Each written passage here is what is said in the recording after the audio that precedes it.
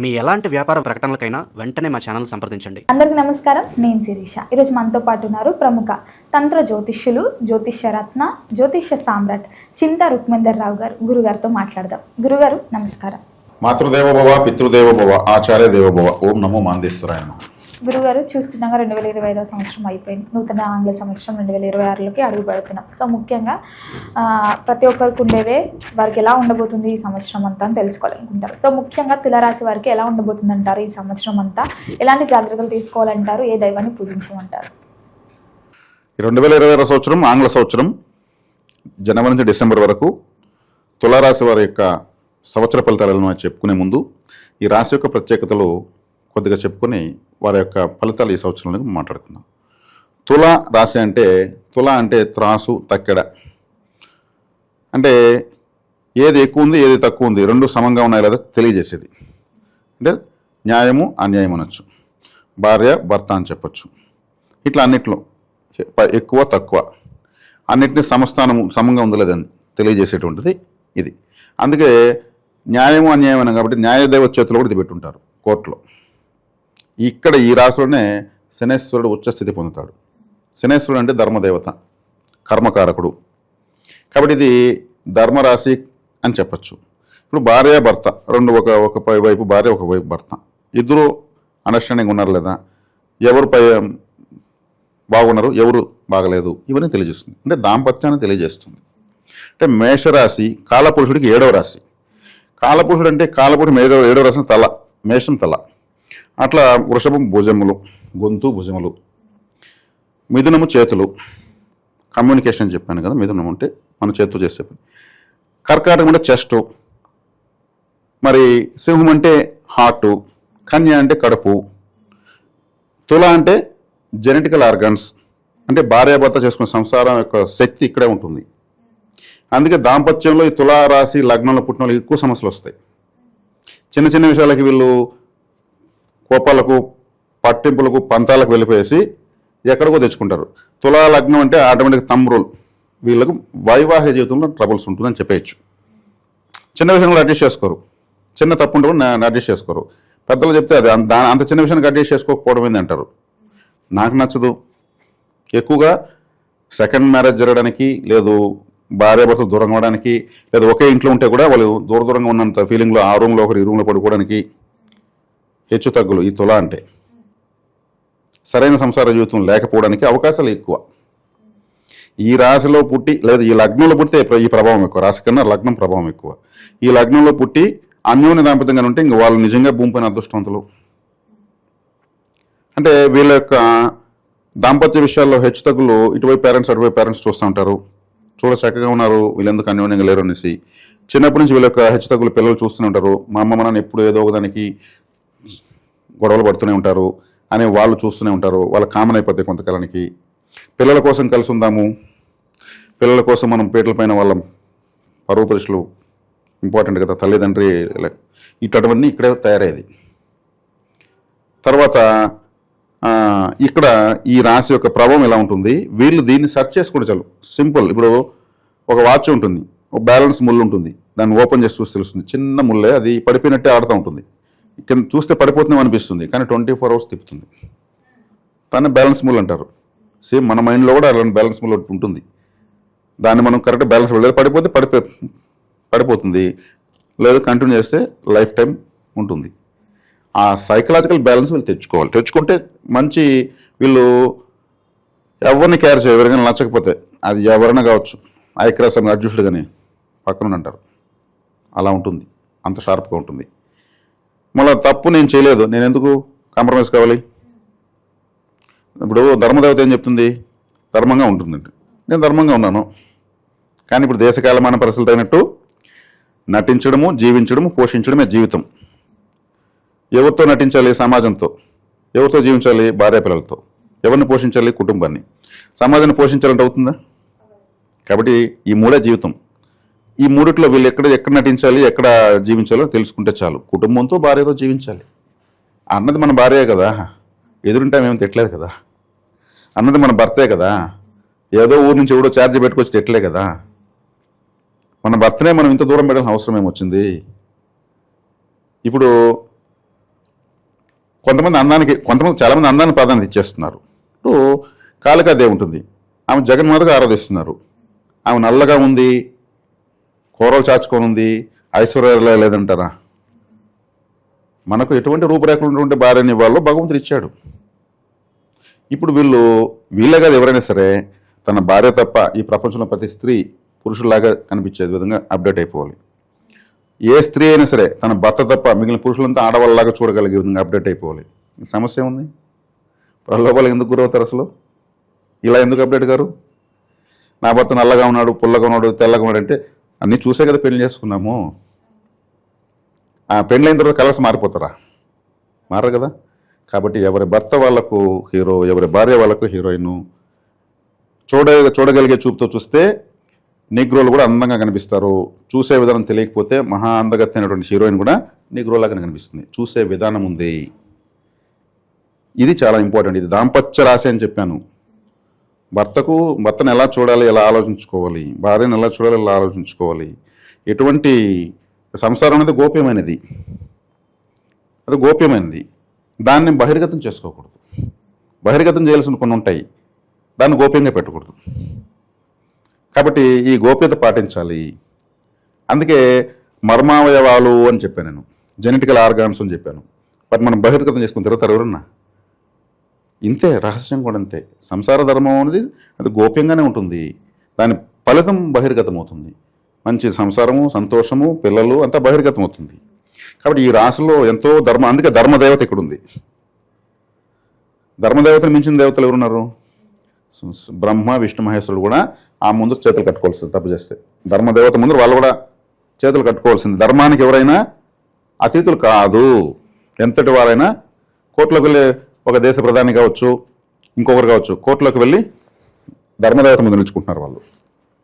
అది ధర్మ రాశిది. ఇది ఈ తులారాశి వాళ్ళకు మనం ఈ సంవత్సర ఫలితాలు చెప్పే ముందు చెప్పినటువంటి ప్రత్యక్షమైనటువంటి విషయాన్ని మనం తెలియజేసాము. ఈ సంవత్సరం వీళ్ళకి ఎలా ఉంటుంది? వీళ్లకు అనుకూలించేటువంటి గ్రహము ఈ రాశిలోని శనేశ్వరుడు ఉచ్చ పొందుతాడని చెప్పాను. అతను 6వ ఇంట్లో ఉన్నాడు, అది ప్లస్ పాయింట్. 5వ ఇంట్లో రాహు ఉన్నాడు, ప్లస్ పాయింట్. లాభంలో కేతు ఉన్నాడు, ప్లస్ పాయింట్. 9లో గురువు ఉన్నాడు, ప్లస్ పాయింట్.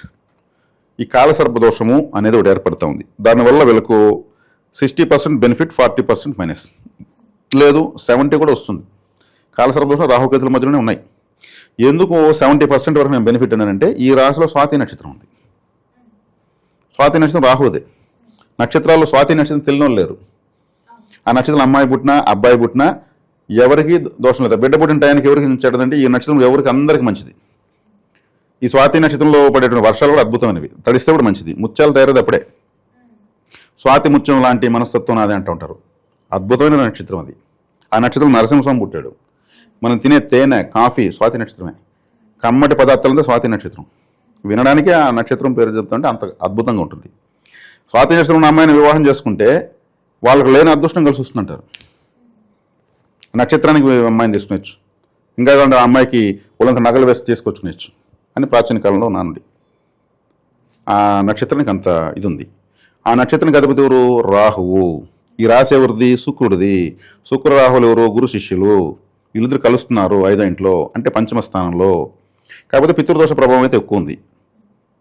పితృదోష ప్రభావం ఉంది. కులదేవతను ఖచ్చితంగా ఆరాధించాలి.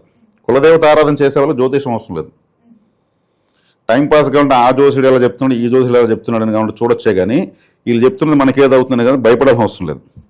కులదేవతను మన ఇంటి దేవత, మన కోసం ఉన్న దేవత, మనల్ని కాపాడడం కోసం దేవత. ఇంకా పట్టుకున్నప్పుడు ఇంకా అందరూ దేవతలు పనిచేస్తారు.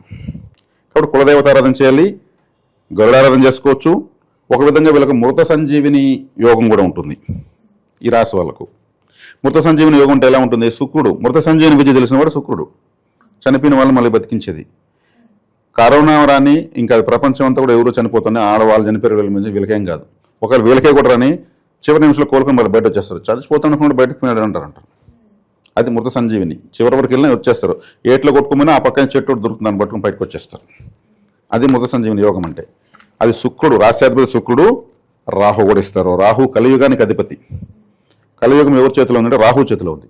అది పెద్ద హిస్టరీ. మనం మా సంవత్సర ఫలితాలు చెప్తున్నాం, సపరేట్గా ఉంటే వీడియో చేయొచ్చు. రాహు కింగ్ ఆఫ్ ద కలియుగం. ఆ నక్షత్రం 4 పాదాలతో సంపూర్ణంగా స్వాతి నక్షత్రం ఈ రాశిలో ఉంది. కాబట్టి 5వ ఇంట్లో ఉన్నారు కాబట్టి, కోణస్థితిలో ఉన్నాడు కాబట్టి, లక్ష్మీ స్థానంలో ఉన్నాడు కాబట్టి వీళ్లకు పంచమ స్థాన దోషం రాదు. 6వ స్థానంలో పంచమాధిపతి ఉన్నాడు, శని బ్రహ్మాండంగా ఉన్నాడు, లాభంలో కేతు ఉన్నాడు, భాగ్యంలో గురువు ఉన్నాడు. మ్యాచ్ విన్నింగ్ షాట్ పడేస్తారు, ఇబ్బంది ఏం లేదు. ముఖ్యంగా గురుగారు ఈ ఇయర్లో చూసుకుంటే మరి విద్యార్థులకు ఎలా ఉండబోతుంది అంటారు? విద్యార్థులు బాగానే ఉంటుంది. ఈ విద్యార్థులు ఎట్లా అంటే ఈ రాశిలో పుట్టిన వాళ్ళు హోన విద్యా ప్రవీణులు అవుతారు. హోన విద్య అంటే స్వతహాగా ఏకసంతాగ్రహాలు కావడము, తక్కువ స్థాయి నుంచి ఎక్కువ స్థాయికి పికప్ అయిపోవడము. వీళ్ళకు క్వాలిఫికేషన్ అంటే వీళ్ళ యొక్క వ్యక్తిగతమైనటువంటి ఆలోచన విధానమే. వీళ్ళు చదువుకి వీళ్ళు చేసే పనికి సంబంధం ఉండదు, అతీతమైన టాలెంట్ ఉంటుంది. చదువుకున్న వాళ్ళకి రన్న ఐడియాలు వీళ్ళకి వస్తూ ఉంటాయి, అట్లా ఉంటుంది. కాబట్టి హోన విద్యా ప్రవీణులు కాబట్టి విద్యార్థులు బాగానే ఉంటుంది. ఈ స్వాతిలో పుట్టిన వాళ్ళు ఎవరు? సాక్షాత్ నందమూరి తారక రామారావు, దాసరి నారాయణరావు స్వాతి నక్షత్రం పుట్టారు, తులారాశి. మెగాస్టార్ చిరంజీవి గారి కూడా తులారాశి ప్రభావితం ఉంది. ఆయన చిత్తాల పుట్టాడు, చిత్తా నక్షత్రం తులారాశిలో ఉంది, కన్యారాశిలో ఉంది. కళలకు గొప్ప గొప్ప కళాకారులకు, ప్రపంచాన్ని శాసించేటువంటి వాళ్ళంతా గొప్ప గొప్పలు తులారాశిలో పుడతారు. అందుకే వాళ్ళు ధర్మబద్ధమైన ఎన్నో పాత్రలు వేసి రంజింపు చేశారు. కాబట్టి విద్యార్థులు బాగానే ఉంటుంది. ఈ రాశిలో పుట్టిన వాళ్ళు విద్యార్థులైనా ఎవరైనా వాళ్ళకి ఇండివిజువాలిటీ ఉంటుంది, ఏదో ప్రత్యేకమైనటువంటి ఒక ప్రత్యేకత ఉంటుంది. ఒక ప్రత్యేకత, ఒక స్పెషాలిటీ, ఒక రికగ్నైజేషన్ ఉంటుంది. నా స్వాతి నక్షత్రమే, నేను తులారాశి. నా క్వాలిఫికేషన్ నేను జ్యోతిష్యం. రాహు అంటే జ్యోతిష్యం, రాహు అంటే శాటిలైట్స్, పరిశోధన, శాస్త్రవేత్త అంటే రాహువే. జ్యోతిష శాస్త్రవేత్త కదా, మరి నాకు జ్యోతిషం వచ్చింది. మేము నాన్ బ్రాహ్మిన్స్, మరి నాకు ఎలా వచ్చేసింది జ్యోతిషం? రాహు అనుగ్రహించాడు, అంతే. కాబట్టి ఇలా ఉంటుంది, విద్యార్థులు బాగుంటుంది. వివాహం జరిగి ఎవరికైతే సంతానం లేదో వారికి సంతాన యోగం ఉందంటారా ఈ ఇయర్లో? సంతాన యోగం ఉంటుంది, ఎందుకంటే సంతానకారుడు భాగ్యంలో ఉన్నాడు, పంచమలో రాహు ఉన్నాడు. పంచమ రాహు మంచోడే, కొంచెం తెలివైనటువంటి సంతానం ఇస్తాడు. పుట్టగానే వాళ్ళు వాళ్ళ యాక్టివిటీస్ అంతా చాలా హైపర్ యాక్టివిటీ అంటారు చూడండి. ఇప్పుడు చిన్నపిల్లలు కూడా పెద్ద పెద్ద స్టేజ్లు ఎక్కి ఏదో చేస్తుంటారు. అది ఏదైనా కావచ్చు, ఒక డ్యాన్స్ కావచ్చు, ఒక స్పీచ్ కావచ్చు, ఇంకొక పాటలు పాడడం కావచ్చు. ఇంత చిన్నపిల్లలు ఎలా పాడుతున్నారు అంటే ఏకసంతాగ్రహంలో నుంచి ఆ రాహు అది ఇస్తాడు. 5వ స్థలం సంతాన స్థలం ఉన్నాడు కాబట్టి రాహు యాంప్లిఫైయింగ్ ప్లానెట్ అని చెప్పి నేను అంటే వెదజల్లుతాడు.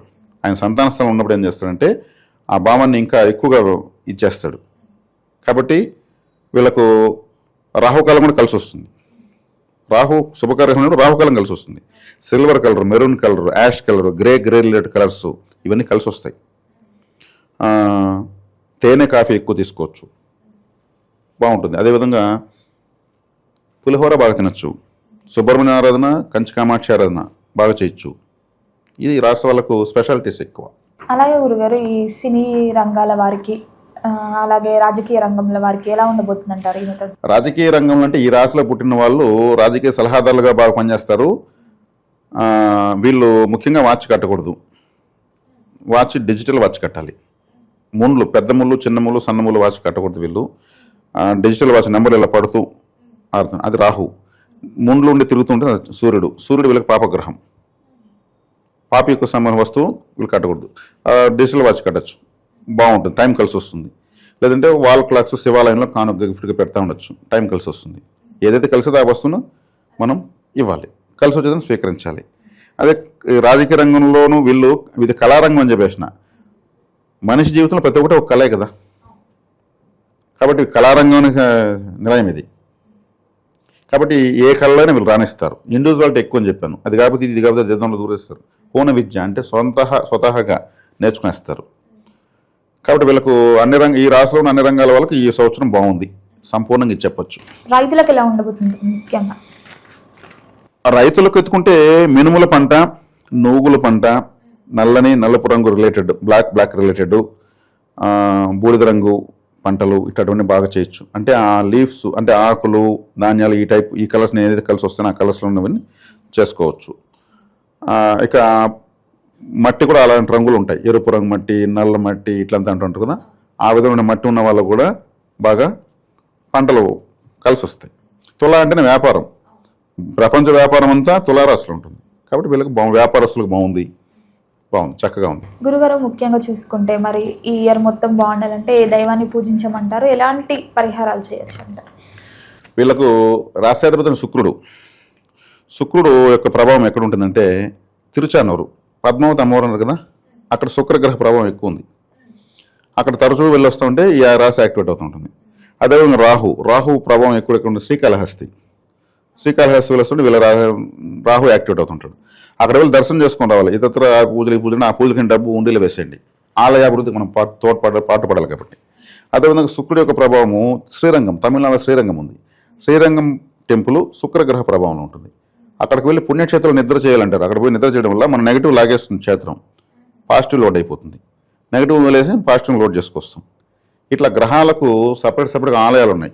తిరుమల చంద్రుడు, రాహుకేతులు కాళహస్తి, శుక్రుడు తిరుచానూరు, బుధుడు మదురై, కుజుడు అరుణాచలము, ఇంకెవరున్నారు, శనేశ్వరుడు తిరునల్లారు, ఇంకెవరున్నారు మనకు మిగిలిన్నారు, చంద్రుడు వచ్చేకాడికి తిరుమల చెప్పేస్తాం. రవి వచ్చేకాడికి మనకు నంజాల అంటే మహానంది యాగంటి. నందీశ్వర బలం ఎక్కడ ఎక్కువ ఉంటే అక్కడ రవి బలం బాగుంటుంది. లేదంటే ప్రాచీన శివాలయము. ఇవి నవగ్రహ యాక్టివేషన్ పాయింట్స్. ఎవరికి ఏ గ్రహం అనుకూలమో ఆ గ్రహానికి ఇప్పుడు నేను చెప్పాను కాబట్టి ఆ గ్రహానికి సంబంధించిన టెంపుల్కి వెళ్ళి అక్కడ ఎక్కువగా బ్రీతింగ్ చేసి ఉండి స్పెండ్ చేసి రావడం వల్ల నెగిటివిటీ పోతూ ఉంటుంది. ఆ టెంపుల్కి వెళ్ళి వచ్చినప్పుడు నాకు మంచి జరుగుతుంది అంటారు. అదే సీక్రెట్. ఇది గురుగారు ఓవరాల్గా 2026లో తులారాశి వారికి ఎలా ఉండబోతుంది, ఇలాంటి జాగ్రత్తలు తీసుకోవాలి, ఏ దైవాన్ని పూజించాలో తెలియజేసినందుకు ధన్యవాదాలు.